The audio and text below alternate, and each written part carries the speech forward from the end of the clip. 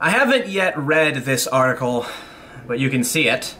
It's not surprising.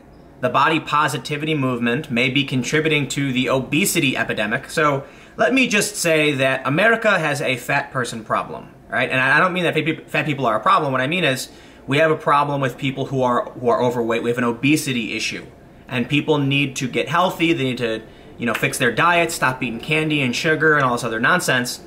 And I gotta say too, our portion sizes are ridiculous. Seriously, go to Europe, go to these other countries, order like a chicken dinner, and you get this tiny plate. In the US, you order a cheeseburger here and the burger is massive. You go to Europe and you get this little tiny burger. Most countries, the food portions are small. We eat way too much in this country. And I think the body positivity movement is arising out of the fact that we have way too many people who are obese. So what happens? Well, a lot of the people who are overweight don't want to admit they have a problem. So they simply say they don't. And then you see a body positivity movement. So let's look at this article. Yahoo study finds the body positive movement is probably contributing to the obesity crisis.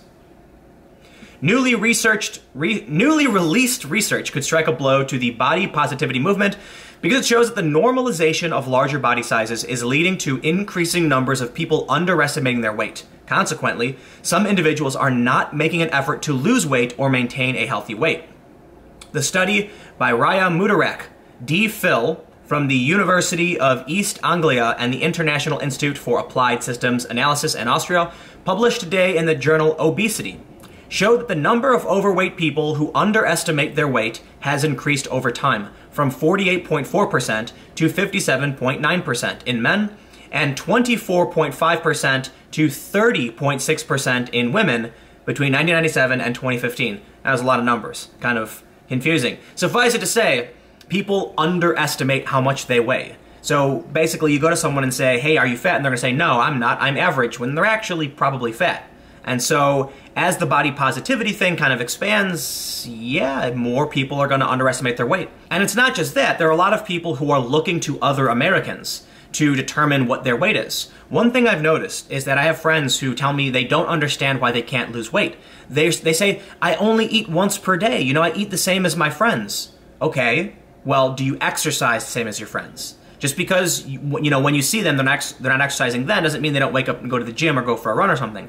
But not just that, a lot of people will look to their friends eating a massive portion and think that's normal, as I talked about earlier. And so they'll eat this huge, 3,000 calorie fast food meal and think, I ate only once, how am I gaining weight? Yeah, it's because Americans eat too much. Seeing the huge potential of the fuller-sized fashion market, retailers may have contributed to the normalization of being overweight and obese, said Mudarak in a release.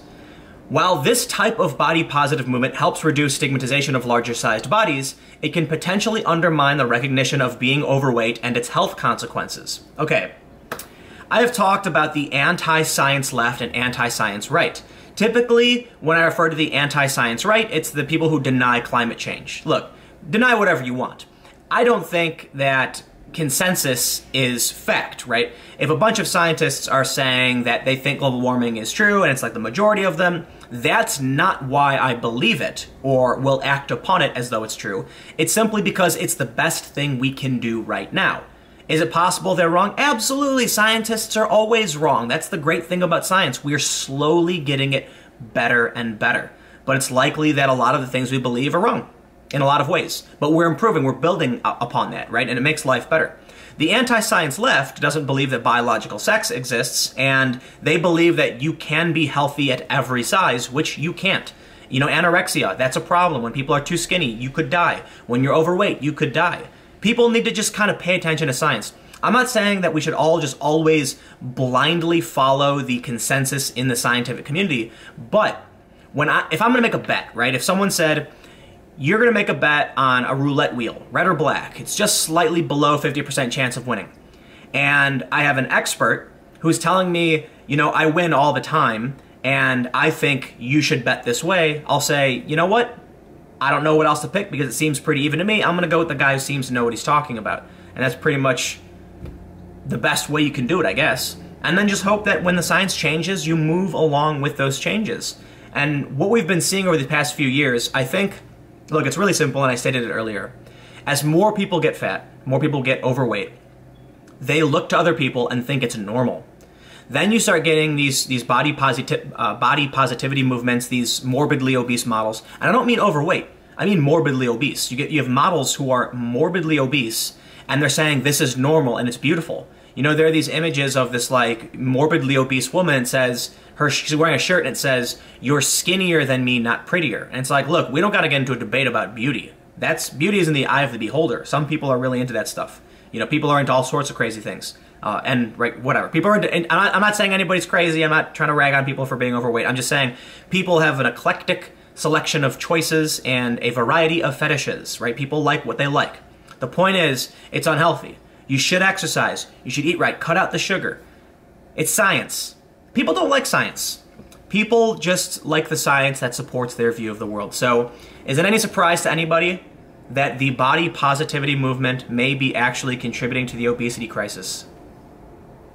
Stay tuned. I've got another video coming up in about a half an hour on this channel.